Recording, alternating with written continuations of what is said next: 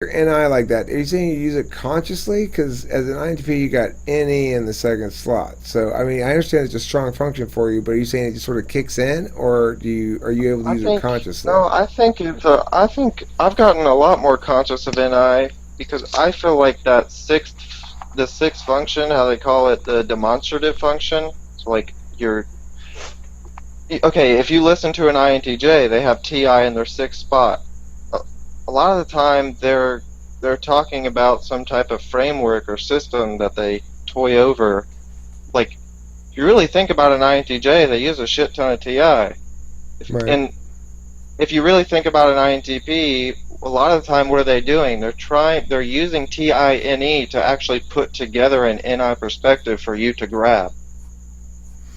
Well, I think you got to be a little bit careful. Just because something's a unified perspective doesn't necessarily mean it's NI. But I understand what you're saying. Of course, as in any users, we do have access to it, and we have our respective abilities to do so at certain levels to start out with.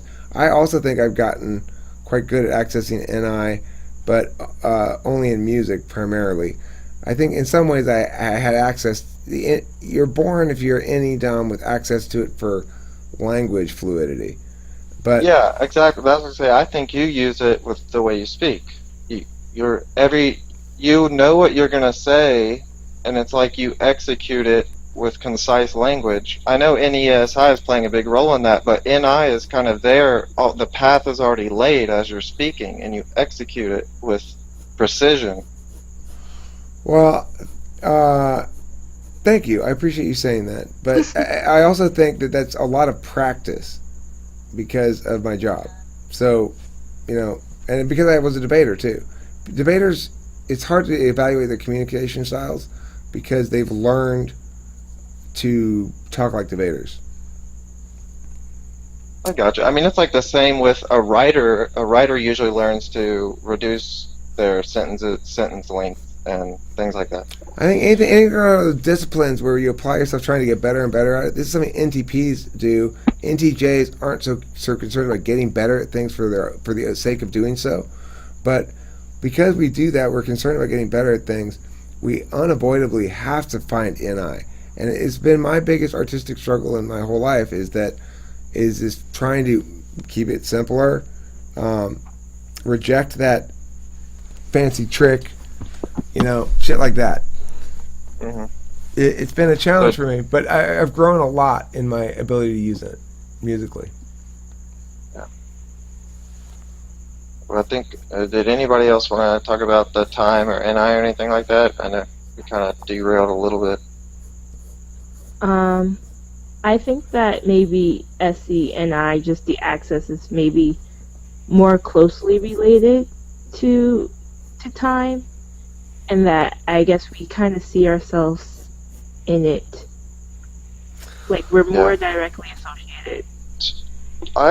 I kind of picture it as like NISE to me is like if you were looking, it's like the micro world. Like if you were looking at things through a microscope or something, and you can then zoom in and out on that thing you're looking at, kind of, or like, whereas in like NESI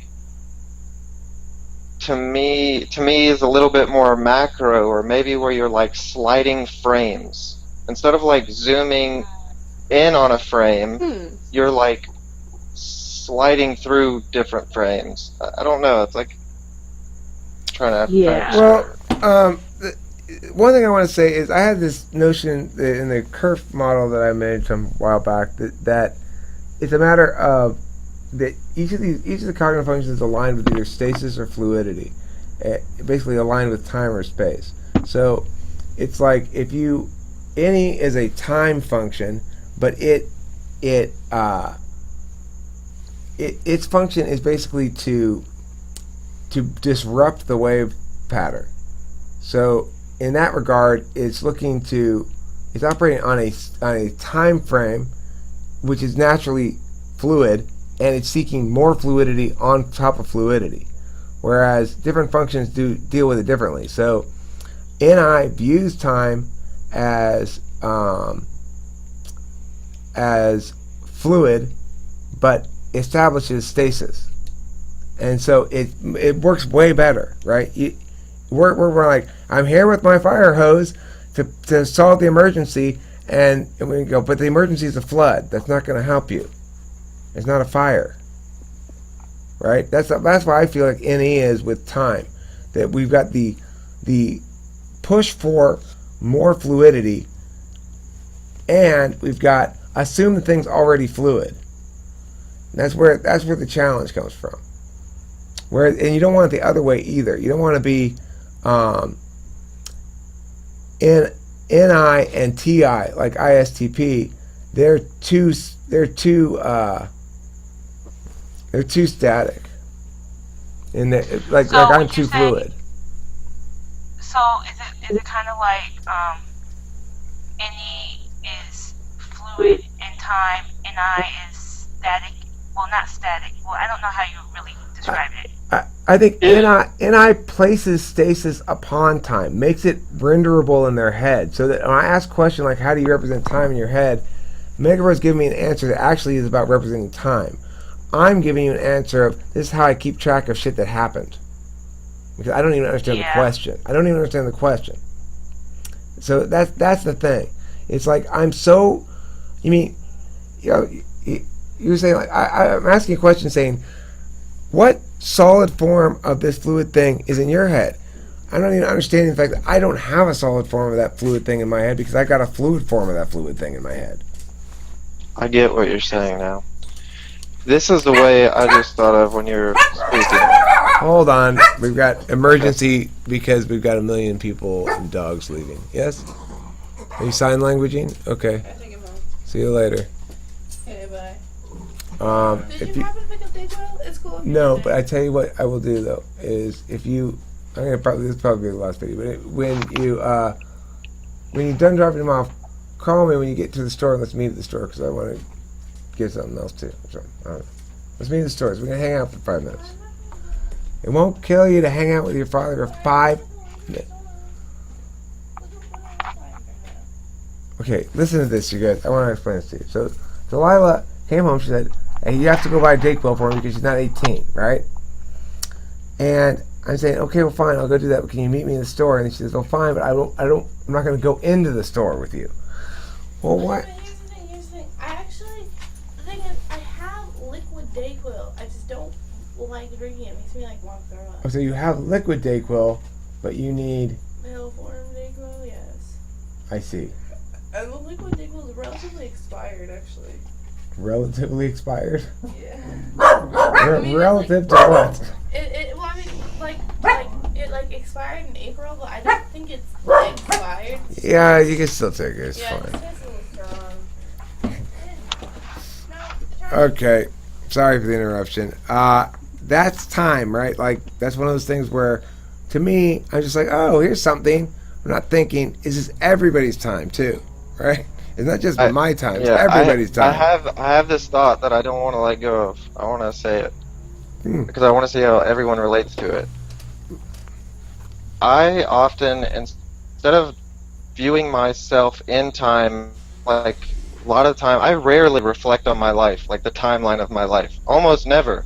I'm actually always trying to look at myself outside of time. Like, what am I as a mechanism? Like, objectively. Like, I'm trying to look at myself not as a timeline of a series of events, and then I put those events together and say, okay, that's me, or this is like my life, and that's going to be my future. I'm like I really don't pay attention to time almost at all, other than for practical reasons. Well, there's an age thing too. I'm objectively questioning the nature of myself. I'm trying to. Look, I think that we get a little bit like, oh shit, I haven't really been keeping track of that stuff when you get older. That's my experience. You might have a different one, I don't know. But my experience is I undervalued keeping track of my own identity for almost my whole life. Now I think about it a lot more. My parents are getting really old, right? It caused me to think back on my childhood, caused me to think back on the changes in my neighborhood and stuff like that. It's sort of unavoidable when Like my mother's also starting to have some, like dementia type stuff, but it's not that bad yet. But that makes me think a lot also about SI stuff. Like, well, her memory is going to be going. I need to make sure I ask her questions, I document stuff, I go visit and talk to them and stuff like that. To me, that those external elements have some impact on that as well.